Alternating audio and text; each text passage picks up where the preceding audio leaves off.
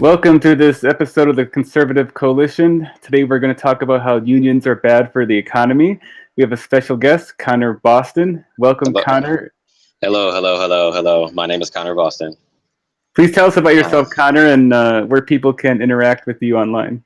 well, my name is Connor Boston. I'm from Chicago, and well, I'm a musician, but I also do a lot of writing about certain political issues. I have certain videos on my YouTube channel in which I talk about things like the Parkland shooting and abortion and so on and so forth.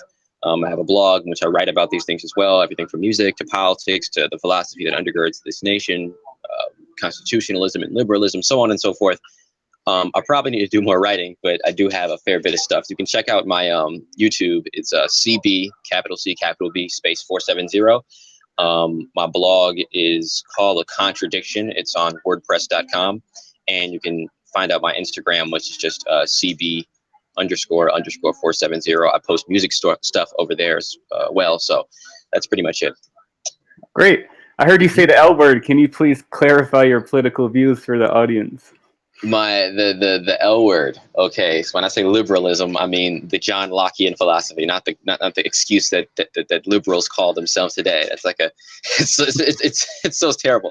No, I mean I am very moderate, right leaning, pretty conservative, fairly consistent across that platform in the realm of economics, political issues, social issues. I pretty much line up with typical conservative, classical liberalist philosophy. I'm more civically libertarian when it comes to certain government intervention with drugs and surveillance and things of that nature. So yeah, I mean, I guess we need to start talking more so you can actually understand exactly what I think. Yeah. Yeah. Since Connor's from Chicago and I was born there too, partially raised, unions are a big issue and it affects the city's politics. Yes, totally. So much government intervention. Public sector unions are like the worst, especially in the education system here. But we'll get to that later. Yeah. So yeah.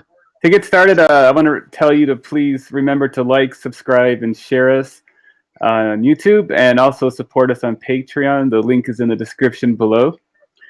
And let's get started on how this all started. So I was at a bar, not a good place to have political discussions. Yeah, totally. Yes. And this girl, a lady, walked up, or we're having a conversation outside, and she said, "Do you like unions?" Because she was talking about her job. And I'm like, "No, I don't think unions are good. They increase the cost of goods and services." And then that's when all hell broke loose. And I wanted to actually talk with you and go over some of the stuff that's good about unions, and then why are unions bad, so we can clarify our views and get it all out there. Yeah, I mean, I think that unions generally, I think they're not necessarily an inherent bad thing. I mean, I've read a lot of economists everywhere, everyone from like Frederick Hayek to Henry Hazlitt, a lot of early 20th century economists, and they talk about how unions were designed specifically to make sure that the worker isn't put in such exorbitant positions that are against what they actually signed up for. Because businesses are like consensual transactions between one person who wants to work for a specific organization and a CEO or an employer of sorts. And unions are basically designed to make sure that that agreement stays consistent, and that there is nothing that is put into the actual job that is outside of that specific consensual agreement between the employee and the employer.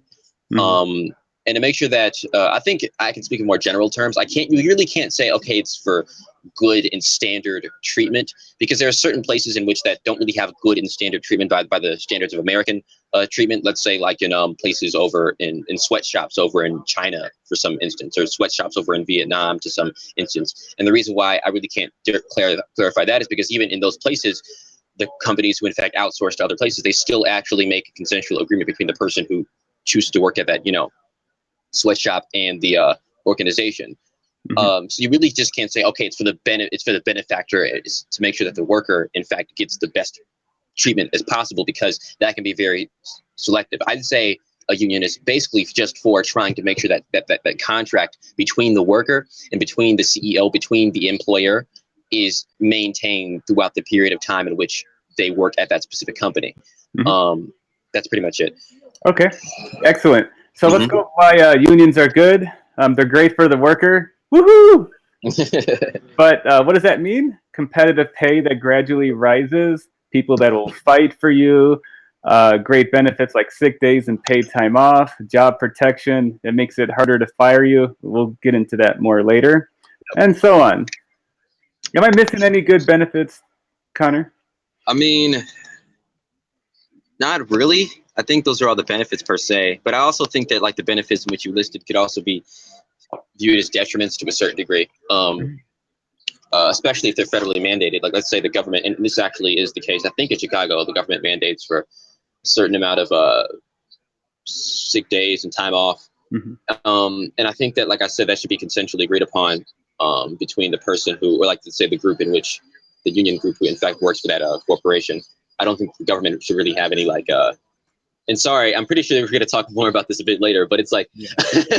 But on the same token, it's like the government, people use that same exact point and say, well, unions are good because they give, benefits like sick days and paid time off and everything. And they use that to sit there and say, what the government should actually go and legislate certain corporations to, in fact, give that, which I don't think that's a really good correlation. I think that, I think unions, like I said, are really I think that what needs to happen is that unions need to go and, let's say, develop a contract of sorts with the actual corporation, and then they need to make sure that these are the things in which we need to get by working at this specific job. All right, so now let's talk about why unions are bad. Unions act like monopolies. They have little competition, and they can demand higher wages because if there's only 3 unions representing an entire city, they can control pricing and they can control availability of the workers, and the workers can also get paid more because the unions are charging more in fees. Why? Because they can. There's no competition. There's no free market out there to help them. If they will not do the job that the company wants, it makes it difficult for non-union shops to step in and do the work that a business needs. If I'm a small business owner, I want to get the job done. I don't want to worry about bureaucracy or who does it. I just want quality, and I want to make sure that it gets done. I don't want to deal with all that bureaucracy and higher fees of going with the union. And it's pretty funny, not funny, but pretty ironic how a lot of people on the left always criticize large business and everything. Well, I mean, one of the reasons why, it isn't the pivotal reason, mind you, but it's a very imperative reason as to why large business is incredibly large, is because of the fact that they're able to, let's say, stomp all of the other small businesses who aren't able to get as prominent as a union in comparison to the larger businesses. So if you really actually want to get rid, and this is almost in every other area, not just unions, if you really want to get rid of the large, let's say, bureaucratic, corporatist, fascistic, corporatist control that a lot of businesses have, one of the best ways to do that is trying to open up the market so these large corporations fail when they're supposed to fail. So, yeah, and if the union sucks and has bad employees, exactly, those employees are going to be forced to or protected to stay, and we'll get into that later. But a quick example, 2 examples I have for why unions are bad from personal experience. When I worked in San Francisco, we couldn't even paint our own office. We started it, then we got in trouble, and we were told, hey, a union has to come in and do it. Now, a company wanting to take the responsibility to paint their own office is a good thing. It'll keep costs low, build team morale, get everybody together, paint the stupid walls. I'm glad I didn't have to participate. But it's good. Why should they be forced to pay for people, top dollar, to come in and do it? It's ridiculous. I mean, the only reasons in which I think that people would do it is why anyone would be even supportive of a policy of that is like make work policies, like the, but the simple refutation of that is like just the broken window fallacy. If you can't really make work in that fashion, that's just more work that could be done in another area. Like the fact of the matter is, if they force us to go and paint the walls, let's say, in that specific example, and or they force somebody else to do it, right, just because you're trying to spread as much work as possible, that's money that you have spent that could have went to somewhere else. That could have went to you buying a new suit of some sorts, and that could have helped that economy. But no, you have to make sure that a union or a corporation with that specific union comes and paints your walls. You have to pay them money. That's less money in which you have less money to help somebody else with. So it's unfair. It's unjust. It's government expulsion for no reason. Exactly. Another example is my company had to put on a big conference in San Francisco, and they only had like three choices of video production teams to come in and do the event. Now, if there's only three choices, how is that's going to mean that everything's going to be more expensive, and then they have to abide by their union start time, end time, lunch time. Now, what if a talk at this event goes over? What if they need to start earlier or have lunch a little bit later? Well, they can't. And if they do start earlier or go later, they need to pay overtime, which is an insane amount of money. Yeah, And with three choices, they're not going to be very competitive. If there's no yeah, competition, the cost of goods and services rise. It's simple economics. And also, people like to complain about the quality of work versus non union people. Show me evidence that a company not in the union, can do poor work or not as good work as a union. I'm a homeowner. I have basically all the work I have done here is done by great people, good companies that are non-union. I'm saying they're capable of great things.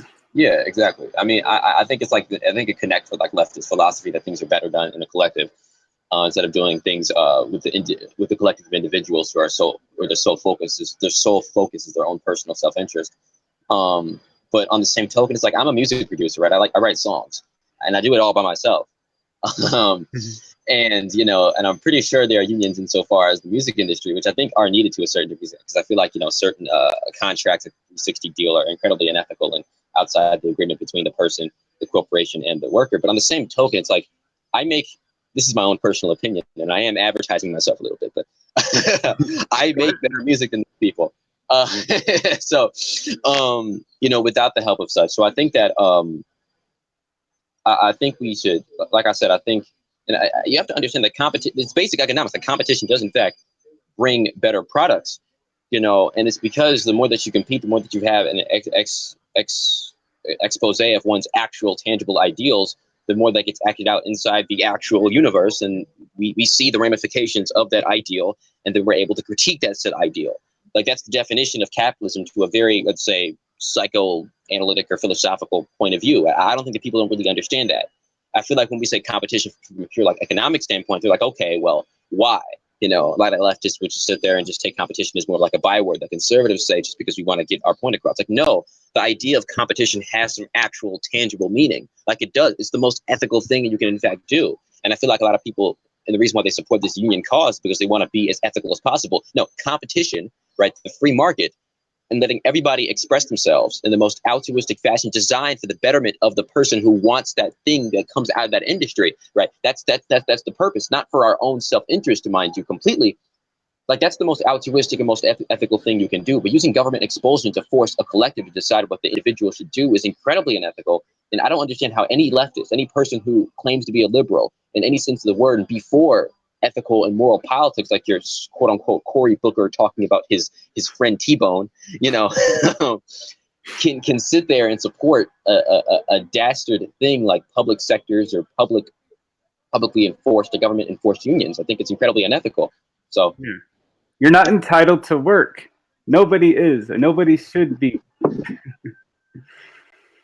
yeah, I mean, shoot, no one is, and I feel like no one's entitled to put this in a more, let's say, philosophical perspective. Work is, sacrifice, basically.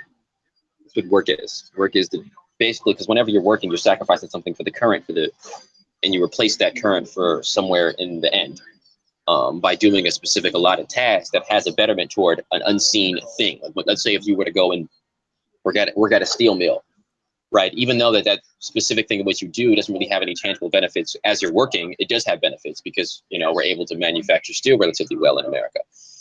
You Mhm. know, and plus, the more that you work, it's like in two different factors, right? The more that you work, you're able to generate profit out of that, and that profit you don't get paid until like what? If you're being paid bi-weekly, you don't get paid until 2 weeks after. And then that's why you budget, because the whole entire idea is interacting with time in this sense, right? Budgeting with the future. And Yeah. no one's entitled to that. Like that takes actual tangible idealism to be able to budget with the future. For me to sit down and write out a list and say this is what I'm going to do in the future, That's what work is to a certain degree. And the reason why no one's entitled to it is because if people were entitled to it, it's not good. Like, you become better at doing this at any job, at any work, by becoming better. But if you're entitled to work, you're not going to have any incentivization to become better. All right, Connor, now let's talk about pay and minimum wage. My belief is that there should not be a minimum wage. If someone wants to work for $3 an hour, let them. Doesn't mean it's right, but if someone's willing to do the job for $3 an hour, that's their choice. Companies that don't pay their people what they're worth will go out of business. If nobody's willing to work for $3 an hour, they're not going to fulfill those positions, and they're going to have to raise their minimum wage and whatever benefits to accommodate people that want to work there. A free market can fix this themselves. If you are treated worse than market value, say you're at McDonald's, uh, and you're getting paid less than minimum wage, you can go somewhere else. If you have more value in yourself and you know it and you have the skills, go somewhere else. There's plenty of opportunity out there. Yeah.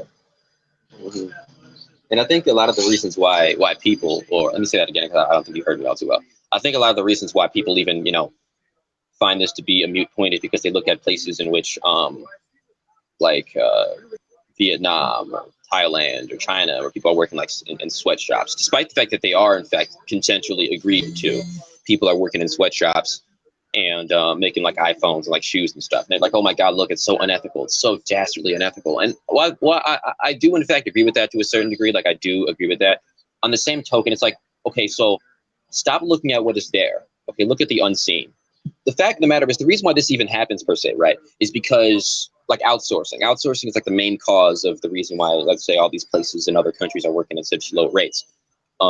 Okay, then why does outsourcing happen? Well, outsourcing happens because of a variety of different reasons. One of the biggest reasons being the fact that just America, according to I think the Heritage Foundation or the Fraser Institute, is like ranked almost like number 11th, 12th. I think actually lower than that.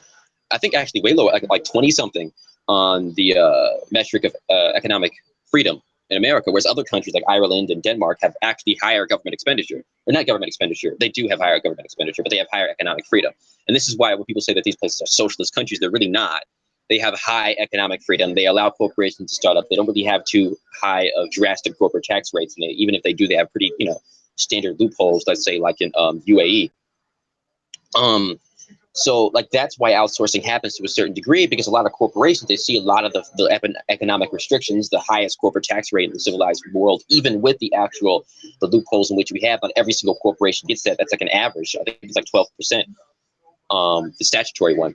Like even with all those rates, people say, okay, I'm going to go out to a different country and I'm going to be able to produce more and help more people with more of my productions. If I go out to a different country and I charge these people incredibly low, or I employ these people for incredibly low rates. Right. So if you want to get rid of that occurring, like let's say in a logical fashion, get rid of this existence of all the people getting paid incredibly low rates. Right. What you do is that you make it easier, right, for corporations to hire more people, so they can stay in their own home country. So you vote for politicians who would, take out a lot of the loopholes and just tangentially lower down the rate generally. Right. That's what you would do instead of sitting there and trying to vouch for increasing the minimum wage, which has been proven in cities like here and also Seattle. Right, that it doesn't really work all too well insofar as trying to get more work and get people to have more money, Waiters and waitresses in Maine were protesting that they don't want the minimum wage to go up because that's going to affect their take-home pay because of tips. Exactly. Like, I think people just don't understand what the purpose of money is. Money is not just a piece of paper. It's like materialism and consumerism at its most unethical degree. Like, that's not what it is, okay? Money is a certificate of how many people you help. By putting more money into the system, you're basically saying that people have helped people that don't exist. And that's lying. That's unethical. And that's the philosophical reason. And the practical reason, too. I mean, you can't just sit there and demand more money without helping more people, all right? That's called thievery. But see, when you put the government at the head of it, right? When you say the government is the person responsible for this, they'll sit there. To them, that's not thievery. That's altruism. That's helping somebody else. No, it's not. It's the exact same thing, just with the government gun at the front of it. The next thing wrong with unions is that workers can threaten to stop working to meet union demands, and that is going to hurt businesses and employee productivity in a company. With no work being done, no money is being made. The reputation of the business can be put on the line for future business if customers are not satisfied. If you have deadlines and requirements that need to be met, your customers aren't going to be happy and they're probably going to go somewhere else.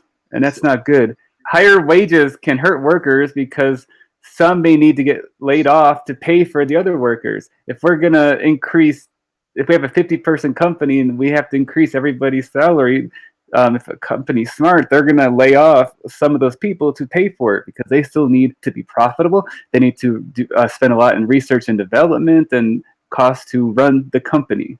Yeah, I don't even think it's because they need to be profitable. They just need to exist, because like most corporations like aren't even profitable until like what, like 10 years into their existence. you know so like people think that corporations are always making money. Like Amazon has just been like this billionaire tycoon since its existence. That's not true at all. Like 100% not true. They didn't even start pulling like positives or any profit until like what, like 10 years after they were founded. And the final argument that will be filled with examples is that unions protect seniority, not the most productive worker. If a piece of shit worker has been at the company for 20 years, he's going to get priority, or she. I want to keep it Or she, or it, or them, or they, or helicopter, or keep going. yeah. They're going to have priority when it comes to any type of decision, such as paid time off or whatever. And the person who's busting their butt off, working hard, and is new, well, they're going to have to wait a long time to have a good voice in the company. And newer employees are at greater risk of being laid off. How is that fair? If I'm working harder than the person that's been there 10, 20 years, why am I more at risk? It should be the best people at the company, not protecting the worst. Mm-hmm. And my daughter has a lot of bad teachers that simply don't care about their students, that fall behind other teachers doing the same course material, and they're just terrible and they're protected. You can't fire a teacher, especially if they have tenure. And we're protecting those bad people. Not all teachers. There's a lot of good teachers out there, but there's always a few bad apples that ruin it for everybody. Yeah. Another example, my ex-girlfriend worked at the San Francisco, worked at an airport, and there was a lot of bad employees there, showing up late, doing drugs. Doing drugs at the airport. Yeah, and talking back to the boss, starting drama with the coworkers, and the supervisors are too scared to approach them because they're union.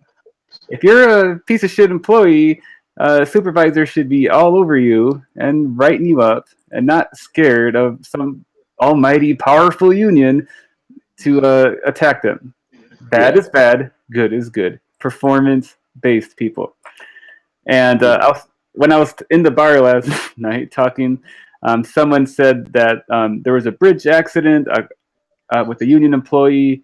He was under the influence of something and he hit someone. And they couldn't get rid of him because he was protected by the union. That's terrible. It's terrible. Yeah. Oh. Well, I mean, these last 2 points, actually exemplify the point that I was going to make before about the public sector unions that like basically control the education system, specifically in Chicago. But I think this is true across a lot of different municipalities across the nation.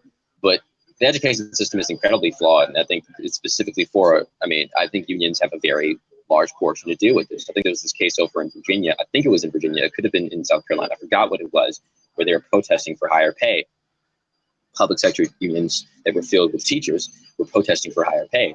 Now they're just bargaining against the taxpayer. They're just saying, okay, well, we want higher pay. Where does that pay come from? I mean, the taxes, and that's more people. So when you actually go and when you demand higher wages, which I think that in certain cases that should be a good thing. I mean, Henry Ford was one of the best capitalists in the history of America, and he, gave his workers. I mean, he took losses a lot, and he gave his workers a lot of leisure because he understood that leisure was the best way, or one of the ways in which workers can be more productive by being able to realize that their existence is not purely for their purpose, is for other things and not just for work. But beyond that, that's not what they're doing.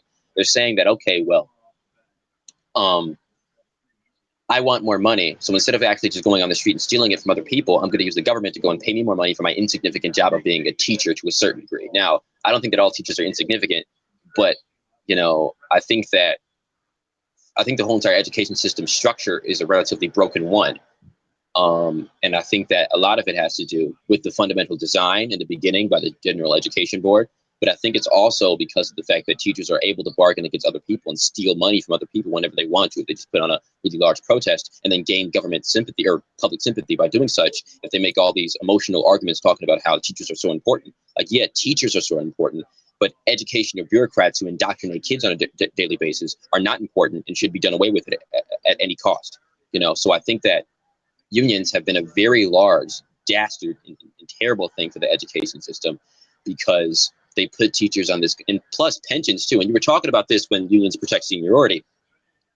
Once it gets so large, it gets to a point like in Illinois. I think I read this article on IllinoisPolicy.com where it talked about how Illinois was, I think, it could be the first state to actually file for bankruptcy because of the massive pension problem they have and the fact that these unions are demanding that the state government, use their expenditure to pay for unions, not pay for pensions for people who have been there for an exorbitant amount of time. And I think that this incentivizes like any person who wants to become a new teacher, because like any rational person, any rational teacher would go into CPS, Chicago Public Schools, or any other public school system, but CPS is the major one in Illinois, thinking that, well, if the pension problem is so terrible now, right? I don't want to work here for longer than 10 years because I'm not going to get my money. I'm not going to get any of it. Because the pension problem is going to get even that much more worse in 10 to 20 years. That disincentivizes teachers to go and stay and build relationships with the children they teach over a long period of time. Look, I have no problem with teachers staying, a part of a union or a part of a corporation and working for a specific industry for a long period of time. Right? It's not discrimination against seniority. We're just basing it purely on a meritocracy. Which produces the best environment, the best knowledge for the kids inside of the education system. But by forcing, firstly, giving the ability to teachers to have this much leeway, is one of the reasons why the quality of education, why the test scores which we have in America now have been stagnating ever since the 1990s, because teachers are not incentivized to do anything better because they can A, threaten the government to get more money, and B, stay there for a whole bunch of time and expect a whole bunch more money afterwards, or C, don't come in. The ones with rational sense don't come in because they realize that they're not going to get their pension check when they get older, right? So it's like a three-way thing that's causing them to not necessarily try to be as good as they possibly be. And at the end of the day, that's what we want. We want the best teachers. We want the best students. We want the best corporations. We want the best of everything. Best people for the job. Exactly. That's what we want at the end of the day. We don't want people who are terrible doing jobs that other people who are better that they could be doing, right? Because it's not because we're like discriminatory against the hierarchical structure that naturally produce people who are worse off. No, we want the best environment. We want better things. And it's so hypocritical how leftists who continually argue against this point are the same people using their iPhones to tweet anti-capitalist memes and stuff. Like, it's so idiotic to me. It's illogical because it's like having the best person be in charge of a certain ideal is what created everything around us in the first place. Having the best architects created the Empire State Building. Having the best, designers like Steve Jobs created the iPod. Like, having the best of the best created the things in which we use daily, right? Created the low resolution, let's say, materialistic products in which we have that enable us to work consistently on a functional basis, right? Without that idea of having the best inside of our minds, we're not going to be able to create the best products. If we're not going to be able to create the best products, and every single thing in which you use right now to go against me would have not even been in existence in the first place. It's a continual self-repeating cycle that I think leftists are just so blind to ignore because they care more about trying to be as equal as possible out of some, let's say, sycophantic desire to equality, right? Whereas true equality is only attained by equality of, let's say, opportunity and not equality of outcome. So that's pretty much it. Exactly. Yeah. Well, that's all the time we got today, Connor. Thank you for coming on. All right. Yeah. Thank you. Beautiful mind, and I'm glad that the whole world was able to experience it. And thank you. Thank you, Philip. Thank you for having me on here.